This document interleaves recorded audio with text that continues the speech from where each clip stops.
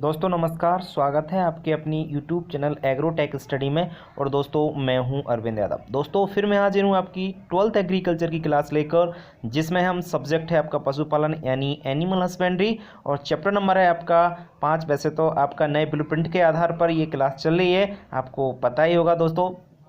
तो आप अगर हमारे YouTube चैनल पर नए हैं तो चैनल को सब्सक्राइब जरूर कीजिए। सब्सक्राइब करने के बाद बेल आइकन को दबाना बिल्कुल न भूलें, जिससे आपको नए वीडियो का जो नोटिफिकेशन है वो आपको समय से सबसे पहले मिल सके। ठीक है दोस्तों, और आपकी तैयारी अच्छी चल रही होगी दोस्तों।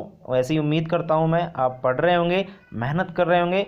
बिल्कुल दोस्तों, आपको मेहनत करना है, ईमानदारी से पढ़ना है, और बिल्कुल अच्छे तरीके से आपको अपना नाम, आपके पिताजी का नाम एवं अपने जहाँ भी आप रहते हो वहाँ का आपका नाम रोशन करना है। ये ध्यान रखें आप लोग। बेटा आप लोग अच्छी तरीके से पढ़ोगे, सक्सेस होगे तो बहुत खुशी मिलती है अपने माता पिता को, इसलिए आप लोग दिल लगा के मेहनत करें। ठीक है दोस्तों, तो मेहनत करते रहिए, पढ़ते रहिए। कहीं भी अगर आपको प्रॉब्लम आ रही है तो आप हमसे सीधे संपर्क कर सकते हैं, कॉल करके भी, और व्हाट्सएप पे भी आपका जो भी क्वेश्चन है वो आप पूछ सकते हैं। ठीक है दोस्तों, चलिए इस वीडियो की हम लोग शुरुआत करने से पहले मैं बता देता हूँ, यह चैप्टर आपको एग्जाम में 3 नंबर का पूछा जाना है, जिसमें से 3 नंबर का एक प्रश्न पूछा जाएगा।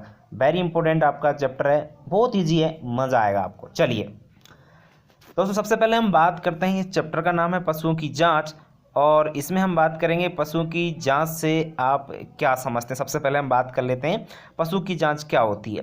दोस्तों पशुओं की जांच के अंतर्गत इस बात का पता लगाया जाता है कि पशु में कौन से गुण एवं कौन कौन से आपके अवगुण हैं, ठीक है, जिससे पशुओं से अधिक उत्पादन किया जा सके या लिया जा सके। बिल्कुल दोस्तों, कि पशुओं की जांच के अंतर्गत हम इसलिए जांच करते हैं कि इस चीज़ का पता लगाते हैं जांच करके कि उसमें कौन से तो गुण है और कौन से अवगुण है। अगर उपगुण है तो उनको सुधार करके उनसे अधिक उत्पादन लिया जा सके। ठीक है ना। तो पशु की जांच की जो डेफिनेशन है वो आपको समझ में आ गई होगी। ठीक है दोस्तों, चलिए बात करते हैं हम आगे। नेक्स्ट आपका जो क्वेश्चन है वो है प्रश्न नंबर 2, पशुओं की जांच के उद्देश्य लिखिए। That is very important question दोस्तों। स्वास्थ्य की जानकारी प्राप्त करने के लिए हम जांच इसलिए करते हैं कि उसकी स्वास्थ्य की जानकारी प्राप्त कर सकें, रोगों की एवं बीमारियों की जानकारी प्राप्त कर सकें। ठीक है ना। दूसरा है पशुओं की उम्र की जानकारी प्राप्त करने के लिए। बिल्कुल, हम जांच के द्वारा ये पता कर सकते हैं कि पशु की अभी जो उम्र है वो कितनी है। तो उम्र ज्ञात करने के लिए हम पशु की जांच करते हैं।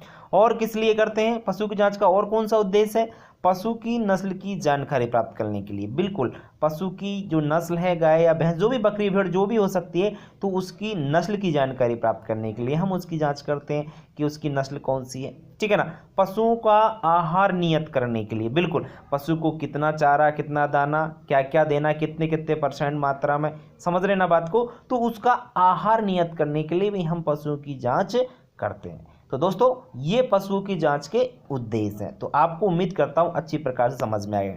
चलिए एक क्वेश्चन और बताता हूं इसी के रिलेटेड। अगर पशु की जांच का महत्व पूछा जाए कि पशु की जांच का महत्व बताइए, तो बिल्कुल सेम है, सिर्फ अंतर यह करना है आपको, इस तरीके से आंसर देना है कि स्वास्थ्य की जानकारी प्राप्त हो जाती है, पशु की उम्र की जानकारी प्राप्त हो जाती है। तो इससे ये लाभ है, ये महत्व है। पशु की नस्ल की जानकारी प्राप्त हो जाती है, मतलब पीछे क्या लगाना है आपको, सिर्फ हो जाती है। ये आपके इसका महत्व या आपके लाभ हो जाएंगे। समझ में आया आपको? ठीक है, अच्छा लग रहा होगा। चलिए बात करते हैं आगे नेक्स्ट क्वेश्चन की।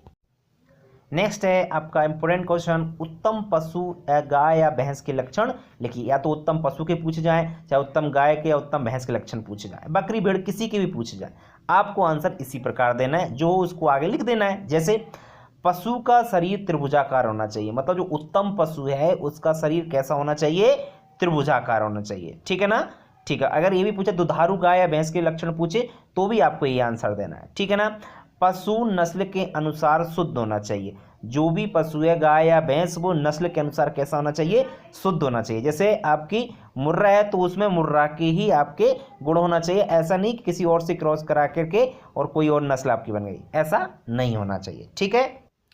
पशु का जो ऐन है वो विकसित होना चाहिए। बिल्कुल, जो उत्तम पशु है या दुधारू पशु है उसका ऐन कैसा होना चाहिए, विकसित होना चाहिए। ठीक है ना। मतलब विकसित का मतलब बड़ा होना चाहिए, ऐसा नहीं बिल्कुल छोटा सा, समझ रहे ना, विकसित होना, क्योंकि विकसित होगा तो अच्छे से दूध मिलेगा, ज़्यादा दूध मिलेगा। ठीक है। चौथा पॉइंट है एन पर टेढ़ी मेढ़ी दुग्ध सराय होना चाहिए। टेढ़ी मेढ़ी दुग्ध सराय आपकी उसके एन पर अपन ने देखी होंगी, आप लोगों ने, आप गांव से हो, बहुत सारे छात्र बहुत सारे सिटी से भी हैं। अगर गाय तो जनरली सबने देखी होगी, अगर नहीं भी देखी है तो आप यूट्यूब पर या आप गूगल पर सर्च कर सकते हो उसका फोटो कैसी होती है गाय, टेढ़ी मेढ़ी सराय कैसी होती है। ठीक है दोस्तों, 3 नंबर का प्रश्न आ रहा है। मैंने 4 पॉइंट लिए, कम से कम आप एक भूल भी जाओ तो आपको कम से कम 3 याद रहे। ठीक है, चलिए समझ में आ गया उत्तम पशु या दुधारू गाय या भैंस के लक्षण। ठीक है, नेक्स्ट प्रश्न नंबर 4 की बात करते हैं। अच्छे बैल के लक्षण लिखिए। अच्छा बैल, बैल तो सब जानते हो, तो बैल की टांगे मजबूत होना चाहिए। बैल की जो टांगे हैं मजबूत होना चाहिए, क्योंकि जब वो खेत में कार्य करता है तो बहुत सारी मेहनत करनी पड़ती है, पैदल चलना पड़ता है उसको, इसलिए उसकी टांगे कैसी होनी चाहिए, मजबूत होना चाहिए।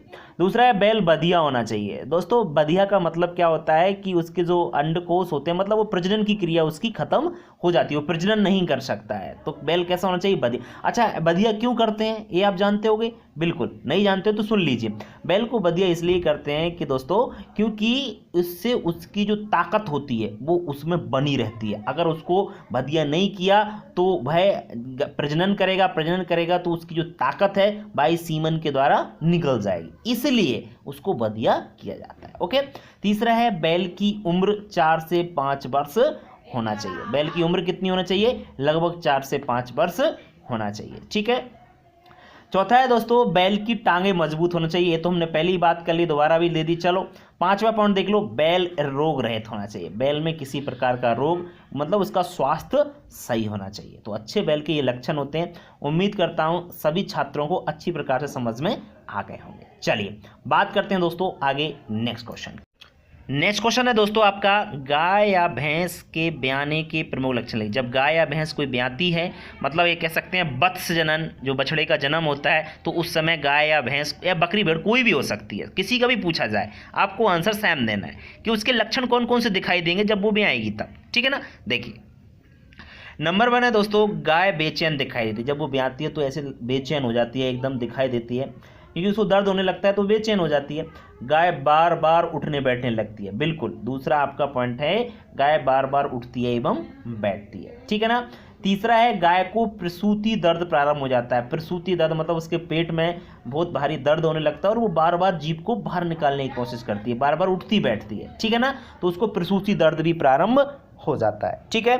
चौथा है दोस्तों, गाय के थनों में खीस होता रहता है। अच्छा, खीस तो सब जानते होंगे कि जैसे ही गाय ब्याती है तो जो पीला दूध निकलता है, गाढ़ा दूध निकलता है पीला, तो उसको ही खीस कहा जाता है। ठीक है ना। 8 दिन के बाद वह दूध बनता है, ये ध्यान रखें। खीस और दूध में यही तो अंतर है कि जब शुरुआत में वो गाढ़ा होता है ना, क्योंकि उसमें आपके पोषक तत्व अधिक होते हैं। ठीक है ना, तो जो बछड़े को पिलाया जाता है, ठीक है ना, तो वो आपका खीस होता है। ठीक है, तो जब वो ब्याती है तो उससे पहले उसके थनों में खीस उतर आता है। 5वां पॉइंट है, गाय के पुट्ठे नीचे धस जाते हैं। पुट्ठे पीछे वाले जो भाग होता है, ऊपर आप देखते होगे कि जो पूंछ होती है, उसकी पूंछ जहाँ से निकलती है, इधर उधर जो ढालू भाग होते हैं उनको पुट्ठे कहा जाता है। जब वो ब्याती है ना, ब्याते समय उसके पुट्ठे ढालू हो जाते हैं, धस जाते हैं नीचे की ओर। ठीक है ना। तो ये है आपके गाय या भैंस के ब्याने के लक्षण, उस समय उसके ब्याने के लक्षण कौन कौन से होते हैं। ठीक है दोस्तों, 3 नंबर का प्रश्न आ रहा है, ऐसे ही पूछा जाएगा और आपको आंसर भी 3 पॉइंट में देना है। 5-4 इसलिए रख रहा हूँ क्योंकि आपको भूले ना। ठीक है, चलिए प्रश्न नंबर 6 की बात कर लेते हैं। गर्भवती गाय के लक्षण लिखिए। गर्भवती गाय यानी प्रेग्नेंट हो जाती है। जब वो प्रेग्नेंट यानी ज्ञापन हो जाती है तो उसमें कौन कौन से लक्षण दिखाई देते हैं, जब वो गर्भ उसके पेट में बछड़ा रहता है उस समय। ठीक है, ठीक है। सबसे पहले पॉइंट की बात करते हैं दोस्तों, गाय का वजन बढ़ने लगता है। बिल्कुल गाय का वजन बढ़ने लगता है और धीरे धीरे बढ़ता है, और लगभग उसका गाय का जो आपका गर्भकाल होता है 282 दिन का होता है। सबको मालूम होगा 282 दिन बाद वह आ जाती है। दूसरा पॉइंट है, गाय पुनः मध्यकाल में नहीं आती है। अच्छा, ये मध्यकाल क्या होता है? मध्यकाल का मतलब होता है हीट पीरियड, क्योंकि गाय आपको पता है, गाय या भैंस 21 दिन में हीट पीरियड पे आती है, हर 21 दिन में। लेकिन जैसे ही वो प्रेग्नेंट हो जाती है उसके बाद वो मध्यकाल में या हीट पीरियड में नहीं आती। क्लियर हो रहा है बात? बिल्कुल हो रही होगी। चलिए नेक्स्ट तीसरा है, गाय का स्वभाव शांत हो जाता है। बिल्कुल जब वो गर्भवती हो जाती है तो उसका स्वभाव जो होता है ना, एकदम शांत हो जाता है। क्लियर। चौथा पॉइंट है, गाय का ऐन विकसित होने लगता है। बिल्कुल गाय का जो ऐन होता है धीरे धीरे वो विकसित होने लगता है। दोस्तों 5वां पॉइंट है, गाय का पेट का आकार भी बढ़ने लग जाता है। बिल्कुल, क्योंकि बछड़े का आकार अंदर बढ़ने लगता है तो उसके पेट का आकार भी क्या होता है, वो भी बढ़ना स्टार्ट हो जाता है। तो दोस्तों ये थे आपके गर्भवती गाय के लक्षण, जो कि आपको अच्छी प्रकार से समझ में आ गए। चलिए बात करते हैं नेक्स्ट क्वेश्चन की।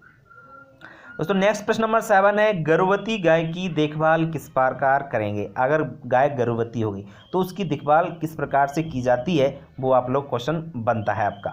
तो कैसे कैसे करते हैं। नंबर 1, गाय को अन्य पशुओं से अलग बांधना चाहिए। अगर गाय गर्भित है तो उसको अन्य पशुओं से अलग बांधना चाहिए।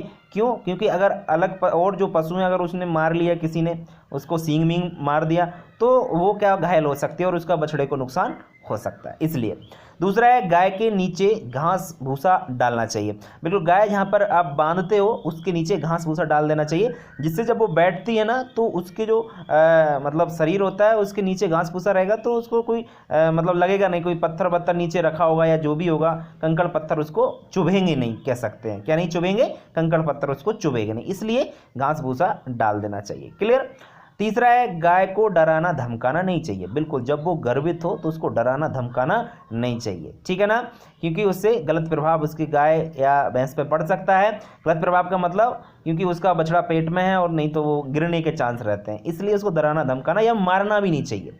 ये चीज़ आप विशेष याद रखें। चौथा पॉइंट है, गाय को नमक खिलाना चाहिए। नमक क्यों खिलाना चाहिए? आपको पता है कि नमक उसका जो बछड़ा होगा या जो भी होगा, बछड़ा या भैंस के जो भी पड़ा होगा, तो वो आपका अच्छी, उसकी हड्डियां मजबूत होंगी, अच्छे तरीके से वो आपको प्राप्त होगा। इसलिए गाय को नमक की मात्रा थोड़ी सी जरूर खिलाना चाहिए, जिससे वो आपका पौष्टिक रहेगा। क्लियर।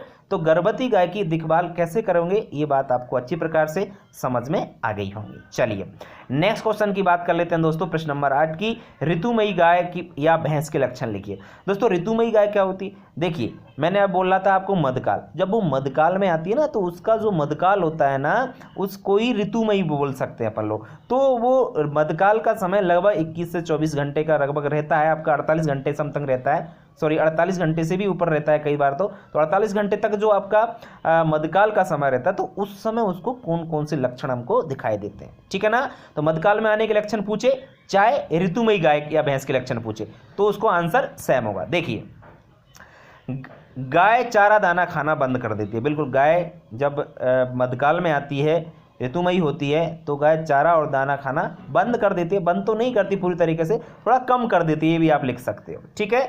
नेक्स्ट दूसरा आपका पॉइंट है, गाय बेचैन दिखाई देती है। बेचैन हो जाती है जब वो मध्यकाल में आती है तब। तीसरा है, गाय बार बार रंभाती है। रंभाना तो सब लोग जानते हैं, वो आवाज़ करती है, रंभाने को जनरली सब जानते होंगे, ठीक है ना। तो गाय बार बार रंभाती है। चौथा है, गाय बार बार पेशाब करती है। जब वो मध्यकाल में आती है तो बार बार क्या करती है, वो मूत्र विसर्जन करती है। पांचवा है आपका, गाय अन्य पशु पर चढ़ने का भी प्रयास करती है। ये लक्षण होते हैं आपके कि वो गाय जब मध्यकाल में आती है, जब वो समय रहता है, तो वो दूसरे पशु पर चढ़ने का प्रयास भी करती है। उम्मीद करता हूँ ऋतुमयी गाय के या भैंस, जो किसी के भी पूछे जाए, भेड़ बकरी, तो सभी के लक्षण लगभग सेम होते हैं, तो आपको अच्छी प्रकार से समझ में आ गए हों, ठीक है। चलिए बात करते हैं दोस्तों नेक्स्ट क्वेश्चन की। 9वां क्वेश्चन है दोस्तों आपका, उत्तम पशु के चयनकर्ता के निर्णायक गुण लिखिए। मतलब उत्तम पशु का जो चयनकर्ता होता है, उत्तम पशु की जांच करने वाला होता है, जांचकर्ता भी कह सकते हैं, निर्णायक भी कह सकते हैं, तो उसमें कौन से गुण होना चाहिए। कोई व्यक्ति है वो निर्णायक है, तो उस व्यक्ति में कौन कौन से गुण होना चाहिए, ठीक है ना। निर्णायक में कौन से गुण होना चाहिए, ठीक है ना। जो चयन करता है उसके गुणों की बात कर रहे हैं, क्वेश्चन अच्छी तरह समझना चाहिए। एक बात ध्यान रखना, प्रॉपर आंसर आप तभी दे सकते हो, तब तक आपको क्वेश्चन समझ में नहीं आएगा, तब तक आप नहीं दे सकते। तो प्रॉपर क्वेश्चन आपको याद होना चाहिए। क्लियर। चलिए, तो नंबर 1, निर्णायक को पशु की शारीरिक बनावट की जानकारी होना चाहिए। बिल्कुल, निर्णायक का पहला गुण ये है कि उसको, जो भी पशु है, उसके शारीरिक बनावट की पूर्ण जानकारी होना चाहिए। क्लियर। दूसरा है दोस्तों, निर्णायक को पशु की नस्ल की जानकारी होना चाहिए। किसकी जानकारी होनी चाहिए? उसकी नस्ल कौन सी है, ये सबसे पहले जानकारी होना चाहिए। तीसरा पॉइंट है दोस्तों, निर्णायक योग्य एवं अनुभवी होना चाहिए। जो भी निर्णायक है, जो भी चयन करता है, वो योग्य होना चाहिए और अनुभवी होना चाहिए। और अनुभव आपको पता ही है, बार बार किसी काम को करोगे तो अनुभव तो आ ही जाएगा, तो अनुभव आपका होना चाहिए। चौथा आपका उसका गुण है कि निर्णायक को पशुपालन में रुचि होना चाहिए। बिल्कुल, अगर उसको आप कह सकते हैं पशुपालन में इंटरेस्ट नहीं है, तो क्या आपका निर्णय कर पाएगा ढंग से, कौन सा पशु का चयन कर पाएगा कि ये उत्तम पशु है। चयन तभी कर पाएगा, तभी उसका निर्णय ले पाएगा कि ये पशु अच्छा है। जब तक उसे पशुपालन में इंटरेस्ट नहीं होगा तब तक वो नहीं ले सकता, तो मतलब उसमें आपकी रुचि उसकी होना चाहिए। तो ये उत्तम पशु चयन करता है गुण। वैसे तो बहुत सारे गुण हैं, लेकिन आपको मैं 3-3 4-4 ही पढ़ा रहा हूँ, क्योंकि आपको क्वेश्चन जिस प्रकार से पूछे जा रहे हैं आपके नई ब्लूप्रिंट के अनुसार, उसी प्रकार से मैं आपको पूरा सिलेबस करा रहा हूँ, ठीक है ना। चलिए आगे बात करते हैं डेंटल पेड किसे कहते हैं।